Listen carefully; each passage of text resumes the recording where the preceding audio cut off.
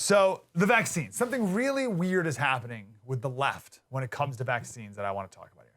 On the one hand, they demand that you get one.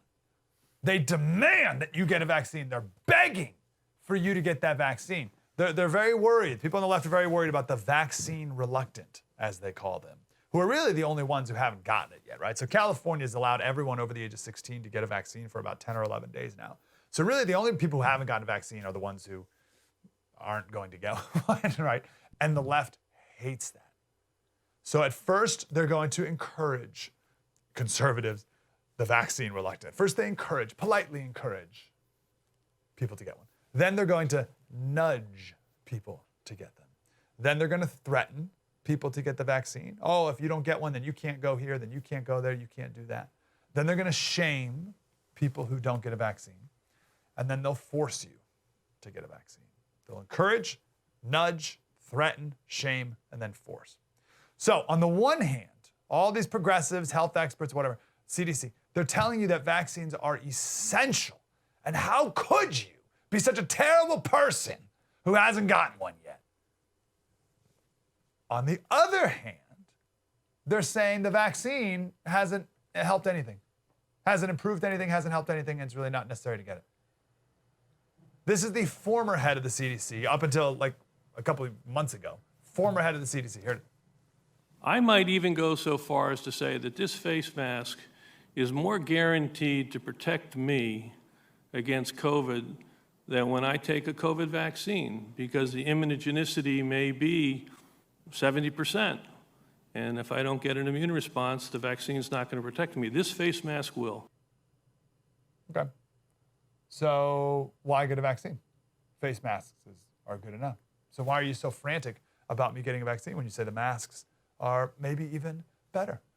This former member of the Council of Foreign Relations, she's a recipient of the Pulitzer Prize. Her name's Lori Garrett. She said confirmed cases of COVID-19 have fallen across most of the U.S. Very good news. But it's not due to vaccines. Less than a third of Americans are fully vaccinated. I'll get to that number in just a second. The downturn of cases is thanks to masks and distancing. Common sense rocks. No, that's wrong.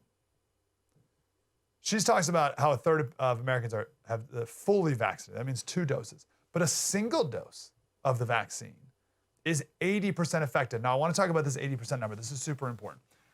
If a vaccine is 80% effective, it does not mean that you have a 20% chance of getting COVID. Let me say it again. If a vaccine is 80% effective, which 1 dose is, it does not mean that you have a 20% chance of getting COVID.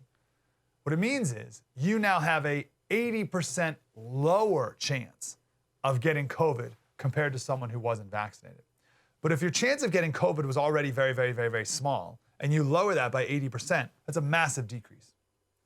A double dose of vaccine is 95% effective. Again, that does not mean that you have a 5% chance of getting COVID. CNN made this horrific mistake a couple days ago.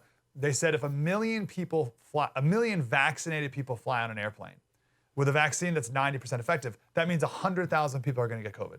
That is absolutely not true. It's not true if a million unvaccinated people flew, that 100,000 would get COVID. So it's certainly not true if a million vaccinated people flew. And they had to come back a couple days later and correct that because that's so horrifically wrong.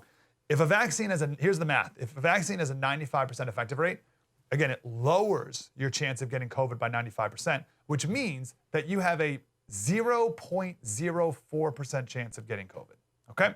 So if you get a double dose of vaccine, you have a 0.04% chance of getting COVID. 95% effective and even 80% effective is amazing and miraculous. Little comparison's sake, which the media never gives you any comparison's sake. The MMR vaccine that everyone gets, it's the measles, mumps, and rubella. It's 88% effective against mumps. 88%. And it's great, right?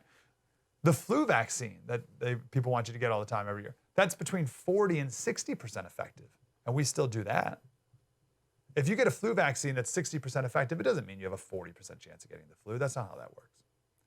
So even 1 dose and your chance of getting COVID, or the effectiveness of an 80%, your chances of getting COVID drop 80% from what they already were, which was very small. That is a huge decrease. And right now, 80% of people over the age of 65 have a single dose. 80% of people over the age of 65 have a single dose.